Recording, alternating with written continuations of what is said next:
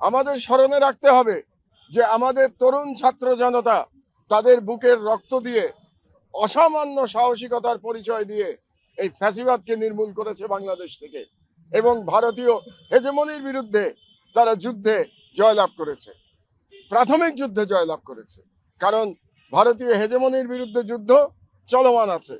আপনারা দেখতে পাচ্ছেন যে ভারতীয় মিডিয়াতে কিভাবে বাংলাদেশ বিরোধী প্রচারণা চালানো হচ্ছে, এবং সেই প্রচারণার একটি উদ্দেশ্য হচ্ছে, প্রধান উদ্দেশ্য, যে বাংলাদেশ যাতে একটি স্বাধীন জাতি হিসেবে মাথা উঁচু করে দাঁড়াতে না পারে।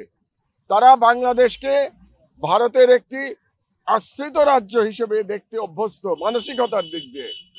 এবং দেখতে পাচ্ছি আমরা ভারতীয় মিডিয়াতে কিভাবে বাংলাদেশের অভ্যন্তরীণ বিষয় নিয়ে কুৎসা রচনা করা হচ্ছে, এবং দুর্ভাগ্যজনকভাবে এখন পর্যন্ত বাংলাদেশি মিডিয়া থেকে সেরকম প্রতি উত্তর দেয়া হচ্ছে না, যেটা গতকাল বাংলাদেশের যিনি এখন পররাষ্ট্র উপদেষ্টা তিনিও গতকাল এই কথাটি বলেছেন যে বাংলাদেশের মিডিয়ার আরো সোচ্চার হওয়া উচিত ভারতীয় হেজেমনির এই আগ্রাসনের বিরুদ্ধে।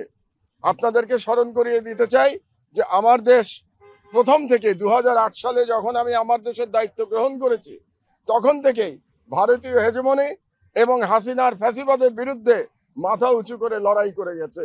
2013 সালে এই পত্রিকা বন্ধ করে দেয়া পর্যন্ত।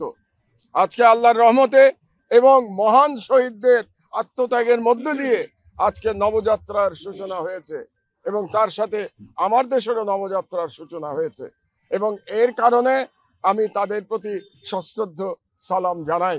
কারণ তাদের আত্মত্যাগ ছাড়া আজকে আমরা এখানে দাঁড়িয়ে থাকতে পারতাম না।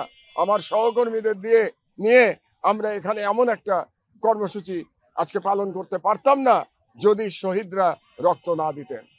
আরেকটি কথা বলা প্রয়োজন, যে একটু আগে আমার ছোট ভাই ওসমান হাদি বলেছে এ বিষয়ে, যে আজকে আমরা সিদ্ধান্ত নিয়েছি যে এখানে যে গ্রাফিতি আঁকা হবে, এখানে যে স্লোগান লেখা হবে, এখানে যে মহান শহীদদের নাম লেখা হবে, এগুলো লিখবে সহযোদ্ধারা লিখবে।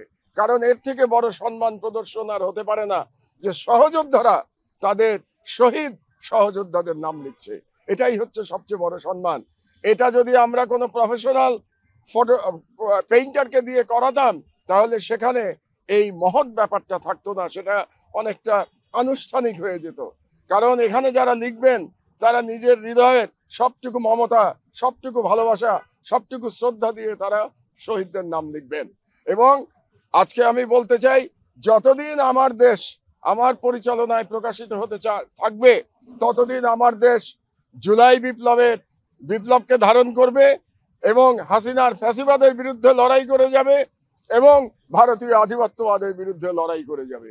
এবং আজকে এই বক্তব্যের মধ্যে দিয়ে আমি আজকে এই যে 7 দিনের শহীদি সপ্তাহ যেটা ঘোষণা করেছে ইনকিলাব মঞ্চ, তার সেটা শুরুর ঘোষণা দিচ্ছি, এবং আরো ঘোষণা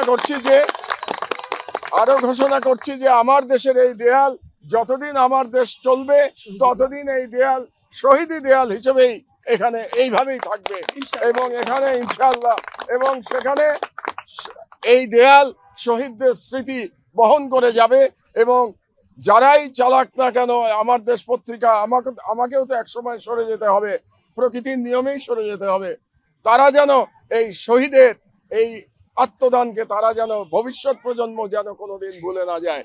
কাজে আমি আবারও ধন্যবাদ জানাচ্ছি আমাদের ইনকিলাব মঞ্চকে, এবং আজকে যারা বিপ্লবের যোদ্ধারা যারা এখানে এসছে তাদের শহীদ ভাইদের প্রতি শ্রদ্ধা জানাতে, এবং আজকে যে দুজন আরো খুবই জনপ্রিয় ব্যক্তি এখানে বক্তব্য দিলেন তাদেরকেও আমি ধন্যবাদ জানাচ্ছি আজকে এই অনুষ্ঠানে অংশগ্রহণ করবার জন্য। এবং আমরা সম্মিলিতভাবে আমরা লড়াই করে যাব বাংলাদেশের স্বাধীনতা অক্ষুণ্ণ রাখবার জন্য। আমরা লড়াই করে যাব হাসিনার ফ্যাসিবাদ যাতে বাংলাদেশে আর কোনোদিন ফিরে আসতে না পারে সেই জন্যে, এবং আমরা লড়াই করে যাব ভারতীয় আধিপত্যবাদের বিরুদ্ধে, লড়াই করে বাংলাদেশের স্বাধীনতা অক্ষুণ্ণ রাখবার জন্য আমাদের লড়াই অব্যাহত থাকবে ইনশাআল্লাহ।